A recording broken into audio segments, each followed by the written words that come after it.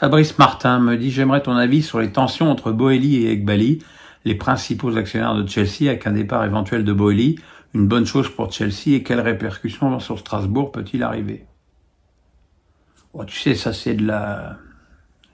Je ne sais pas si c'est de la guéguerre ou des désaccords, ou voilà, c'est des milliardaires, voilà, je mets mon pognon là, bon finalement je le mets plus là, je le mets ailleurs.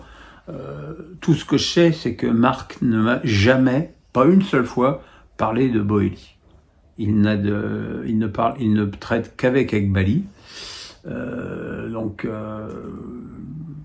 ça ne changera rien pour Strasbourg. Le club va passer d'un milliardaire à un autre, et puis voilà. Jonathan Hoth me dit, selon RMC, Marc Keller aurait voté pour Labrune, comme tous les présidents de club. As-tu une explication? Oui, j'en ai une. Alors je sais qu'on va me dire encore une fois que je défends mes potes, mais Marc Keller était à cette élection en tant que représentant de la Fédération française de football et du COMEX. Et le COMEX a décidé de miser sur la continuité et donc de donner sa voix à Vincent Labrune. Donc, quelque part, Marc Keller ne pouvait pas ne pas voter pour Vincent Labrune à partir du moment où la fédération l'avait choisi comme candidat. Ça vous fait peut-être mal d'entendre ça, mais c'est la vérité. Et en plus, il faut savoir que le vote des présidents de club vaut pour 2,75 voix et que le vote de la Fédé vaut pour 1 voix. Donc presque 3 fois moins. Donc de là à faire porter la réélection de... Je pense que même si Keller et la Fédé avaient voté pour Linette, ça aurait rigoureusement rien changé au vote final, peut-être 5% de moins pour machin. Mais encore une fois, Marc n'était pas propriétaire de son vote, il y était en tant que représentant de la Fédé. Alors après que la Fédé ait choisi Labrune, ça c'est un autre débat qui personnellement me dépasse. Benjamin Meunier me dit « J'observe une recrudescence des commentaires racistes autour des matchs et des joueurs de l'équipe de France. Partages-tu cette impression? Quelle est ta réaction lorsque tu en lis sur tes vidéos? Bisous et bon rétablissement. » Oh bah c'est très souvent qu'à l'annonce des compos de l'équipe de France ou des résultats de l'équipe de France, j'ai des commentaires sur c'est l'équipe du Mali, c'est l'équipe du Sénégal, pourquoi il n'y a pas de blanc, Griezmann n'est plus en odeur de ceinture d'équipe de France parce qu'il n'y a plus Giroud et il n'y a plus Lloris, donc il n'y a plus de blanc.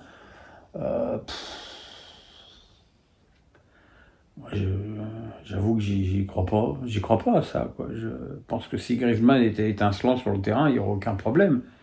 Et qu'il ne l'est pas. Et je veux dire, Mbappé, il est noir et ça va pas, et il se fait fracasser par tout le monde. Donc, mais effectivement, des commentaires racistes, il y en a tout le temps, surtout même moi, on m'accuse de racisme. Donc ça va, ça vient, ça. Mohamed Camara me dit un mot sur ton état de santé, échéance médicale à venir et morale actuelle. Content de te voir afficher une apparente bonne mine de retour à la boule. Oui, alors, j'étais donc réopéré des voies biliaires mardi, par endoscopie, c'est-à-dire par la bouche. C'est-à-dire que, bon, je vais rentrer dans les détails, quand on vous greffe le foie et le bout du tuyau du donneur, et on le raccroche à votre tuyau à vous. Et là, au niveau de la cicatrisation, il arrive très souvent en cas de greffe que cette voie se resserre. Évidemment, on ne peut pas vivre avec des voies biliaires resserrées. Donc il y a 6 mois, on m'a mis une prothèse qui n'avait que 6 mois d'espérance de vie. Et là, je suis donc allé me faire enlever cette prothèse, voir si les voies biliaires étaient réécartées ou s'il fallait remettre une prothèse. Dieu merci, les voies biliaires se sont réécartées, donc je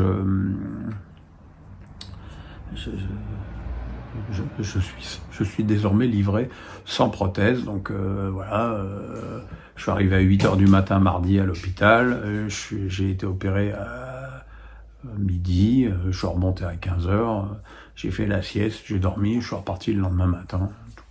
Tout va bien et je suis de retour. Medoma Maraka me dit « Roustan s'exprime sur toi. Quand j'ai vu qu'il était bien malade, ça m'a fait de la peine. J'étais à 2 doigts de lui envoyer un message et je me suis dit que j'étais con comme une baleine, surtout qu'il qu'il est capable de me répondre « Je t'emmerde, que diable s'est-il passé ?» Je sais pas. Je sais pas ce qui s'est passé. Enfin, si, j'imagine que Didier a dû écouter des gens mal intentionnés qui lui ont fait dire des choses sur lui venant de moi, ce qui n'était pas le cas, parce que j'avoue que quand j'ai quitté l'équipe TV,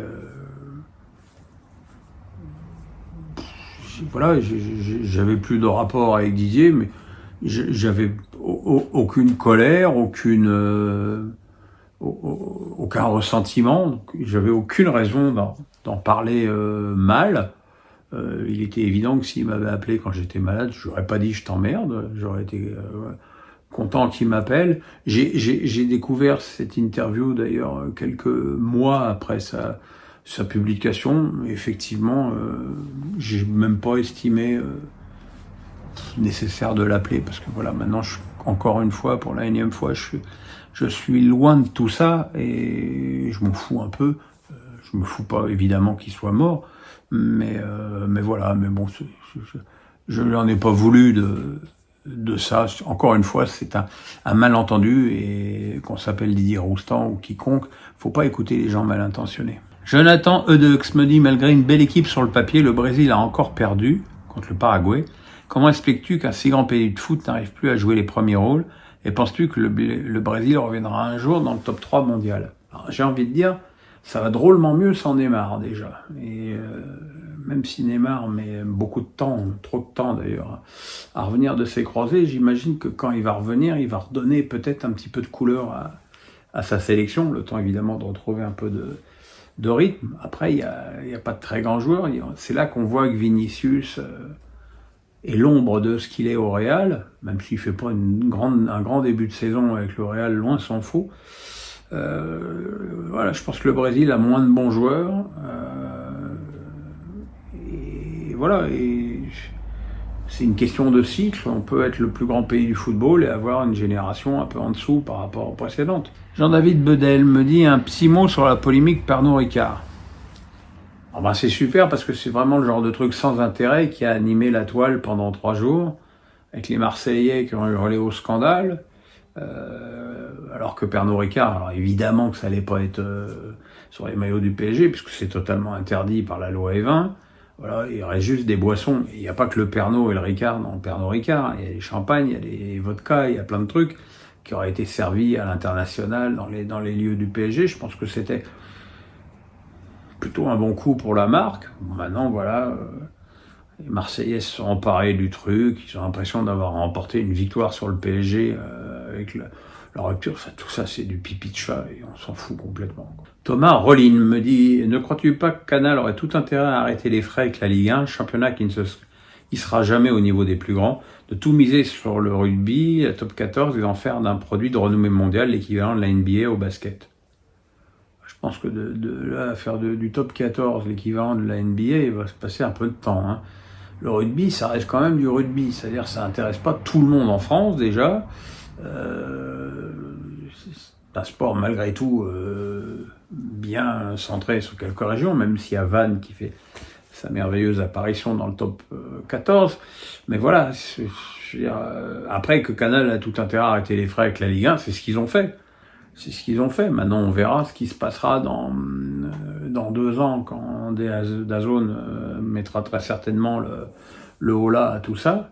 Parce que c'est pas avec leurs 150 000 abonnés annoncés qu'ils vont évidemment rembourser quelque chose. Alors d'ailleurs, petite parenthèse sur DAZN, ils baissent les prix, mais quand tu t'es abonné dès le début, tu peux pas modifier ton abonnement. Donc là, c'est un niveau d'enculerie qui me paraît quand même assez inimaginable. Alors moi, je m'en fous, hein, je n'ai pas 10 balles par mois et ça me fait plaisir de contribuer à l'essor des clubs français, mais il y a un foutage de gueule incroyable, quoi. Benoît Bouchra me dit « Que penses-tu des sifflets du groupe Ama Stadium envers Dédé et certains joueurs de l'équipe de France ?»